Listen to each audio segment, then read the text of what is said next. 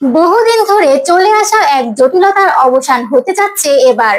মালয়েশিয়ায় কর্মরত কিংবা নতুন করে যাওয়ার অপেক্ষায় থাকা হাজারো বাংলাদেশি কর্মীর জন্য খুলে গেল এক নতুন সম্ভাবনার দরজা।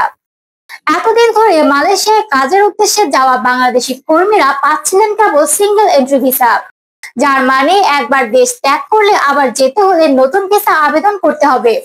তবে এবার আসছে মাল্টিপল এন্ট্রি ভিসার সুবিধা, যা বাংলাদেশিদের যাতায়াতের সুযোগ করে দেবে আরো সহজভাবে।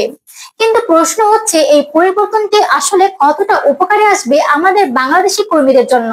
চাকরি, পরিবার, জরুরি প্রয়োজনে দেশে ফেরা কিংবা মানসিক প্রশান্তি, এসব ক্ষেত্রে কি সত্যি এটা হবে গেম চেঞ্জার?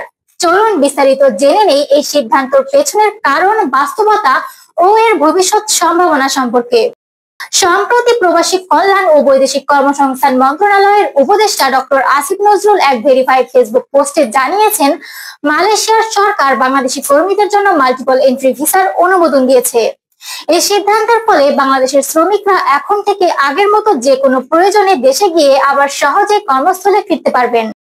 জানা গেছে, বিশ্বের 15টি দেশ থেকে মালয়েশিয়া শ্রমিক নিয়ে থাকে, কিন্তু বিষয় এতদিন এই 15টি দেশের মধ্যে শুধুমাত্র বাংলাদেশি কর্মীদেরই দেওয়া হতো সিঙ্গেল এন্ট্রি ভিসা।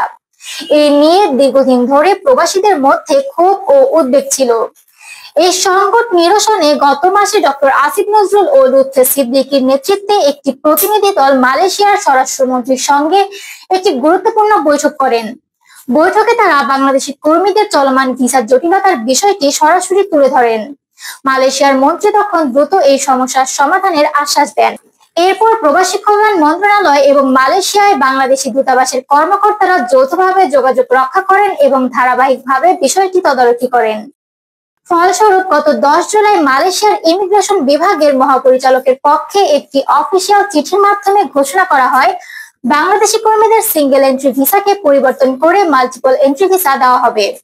সবচেয়ে বড় স্বস্তির খবর হলো, যেসব বাংলাদেশি কর্মী ইতিমধ্যে সিঙ্গেল এন্ট্রি ভিসা এবং টেম্পোরারি এমপ্লয়মেন্ট ভিজিট পাস পেয়েছেন, তাদের নতুন করে মাল্টিপল এন্ট্রি ভিসা আবেদন করতে হবে না। তারা যখন পিএলকেএস নবায়ন করবেন, তখন স্বয়ংক্রিয়ভাবে তাদের জন্য নতুন মাল্টিপল এন্ট্রি ভিসা ইস্যু করা হবে। এছাড়া মালয়েশিয়ার সব আন্তর্জাতিক বিমানবন্দর ও স্থলবন্দরকে জানানো হয়েছে, যেসব বাংলাদেশি কর্মীর পিএলকেএস বৈধ রয়েছে এবং আগে যাদের সিঙ্গেল এন্ট্রি ভিসা ছিল, তারা নতুন ভিসা ছাড়াই মালয়েশিয়ায় যাতায়াত করতে পারবেন। এই সিদ্ধান্তের ফলে কর্মীদের শুধু সময় ও অর্থ সাশ্রয়ী হবে না, পাশাপাশি তাদের পরিবার ও সামাজিক জীবনেও ইতিবাচক প্রভাব পড়বে। প্রয়োজন বোধে কর্মীরা দেশে এসে পরিবারের পাশে দাঁড়াতে পারবেন, আবার নির্ভরতায় ফিরে যেতে পারবেন কর্মস্থলে। এটা মানসিক প্রশান্তি ও কাজের প্রতি দায়বদ্ধতা দুই বাড়াবে। তবে এই সুযোগকে পূর্ণভাবে কাজে লাগাতে হলে প্রবাসী কর্মীদের দক্ষতার দিকেও গুরুত্ব দিতে হবে। আজকের প্রতিযোগিতামূলক বৈশ্বিক শ্রমবাজারে শুধু ভিসার সুবিধা পেলেই চলবে না।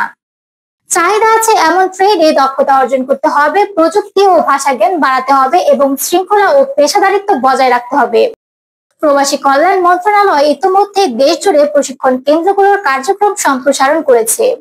এই সুযোগগুলো কাজে লাগিয়ে একজন সাধারণ কর্মীও নিজেকে গড়ে তুলতে পারেন আন্তর্জাতিক মানের একজন দক্ষ পেশাজীবীতে।